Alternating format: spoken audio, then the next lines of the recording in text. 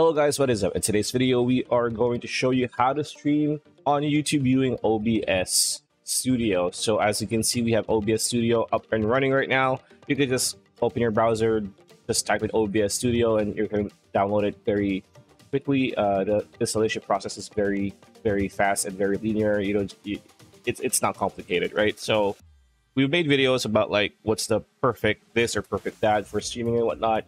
So we're gonna go over that again from scratch. So first thing you want to do is you're gonna have your first scene. As you can see here, I have a few, but we're just gonna use the one scene. For this stream. So what you want is display capture. So you can display, you can stream this, whatever it is you're streaming. May it be a game or just chatting or art or whatever. You also would need an audio output capture, which is going to be the audio of that thing that you're streaming, right? And then lastly, you're going to have audio input capture. This is going to be your microphone. So if of course you need a microphone, whether it's just a basic headset microphone or a USB condenser mic, it doesn't matter. So after you have these things lined up, what you want to do is click on settings here. So after you click settings, what you want to do first is go to video. So once you click video, base canvas resolution is going to be 1920 by 1080. That's 16 by 9 aspect ratio of it. Your base resolution and your output resolution should be the same. You don't want to have any issues if if you can't stream 1920 by 1080, you might want to just do 1280 by 720p, which is a smaller scale aspect ratio. But if you can, and most people can, 1920 by 1080, make sure that this aligns with each other so that both aspect ratios are the same. So after that, what you want to do is your FPS value should be 60. You can do 30, but 60 is the most ideal, especially if you have a mid-range computer, gaming PC or streaming PC.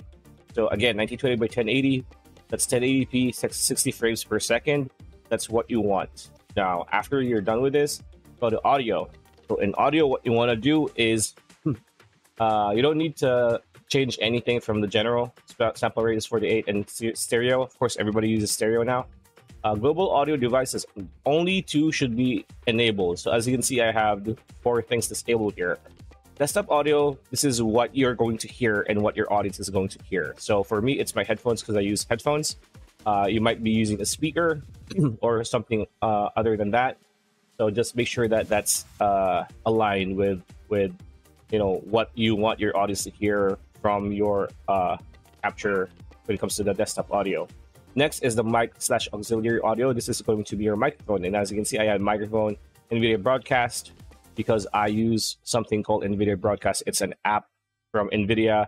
If you have an RTX GPU, it helps a lot when it comes to cleaning the audio of your mic. I have a really loud fan blasting air at me right now because it is summer where I'm at, and you can't hear it. I don't even need to clean audio when I'm editing these videos that we make here in this channel. So again, just choose the mic that you want. So if I didn't have NVIDIA Broadcast, it's going to be my mic, which is the 55683 microphone.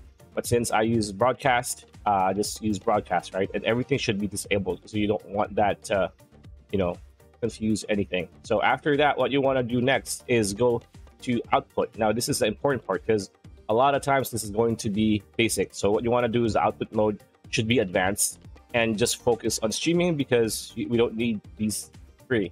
So for streaming, audio encoder should be FFmpeg AAC. Video encoder should be this is going to be your GPU. If you don't have a GPU, if you have integrated graphics like some of the Ryzen chips that have integrated graphics, you might want the X264, but since we have an RTX series graphics card, we are going to use NVENC, NVIDIA NVENC H.264. Rescale output is disabled because again we're 1920 by 1080. After that, rate control should be CBR. It's always going to be CBR. Do not change that to others, right? The CBR is the most ideal. After that, bitrate, this varies, right? if you have a faster internet speed, if your ISP is consistent and fast, if you have fiber connection, at least 6,000.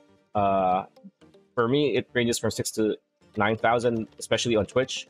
I don't really stream on YouTube anymore, but this still works. Keyframe interval could be 0.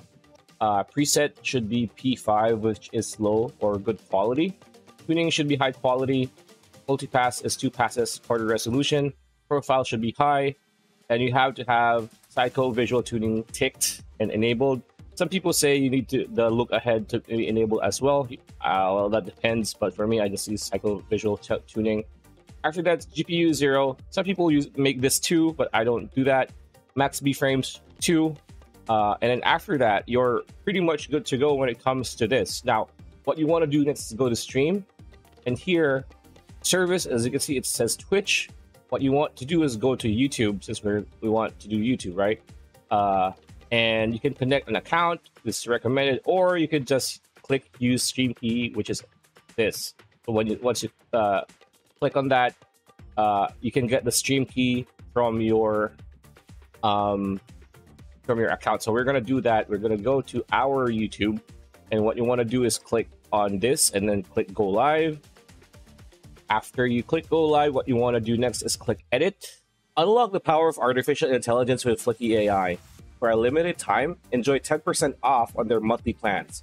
Revolutionize your workflow, streamline tasks, and boost productivity with Flicky AI. Don't miss out. Upgrade today and experience the future of automation. Link is on the description below. Which is not working. There you go. So after that, what you want is to copy the stream key. This is going to be the stream key. Let's reset just for posterity's sake, and then copy. Now it says successfully copied. Go back to OBS and put the stream key, and then apply. And as you can see, live panel, and click OK. So this is going to be what your YouTube live is going to look like now. So after that, all you need to do is go to your YouTube here, right? And make sure like the title, the category, if it's public or private, you can just edit it again, right? It says Let's Play Power World from an old stream, and then go back to OBS. Once everything is great, once you double check everything, all you need to do is click on Start Streaming. And yeah, that's pretty much it. That's the video. Hope you liked it. Like, comment, share, subscribe, ring that bell icon, and we will see you on the next video.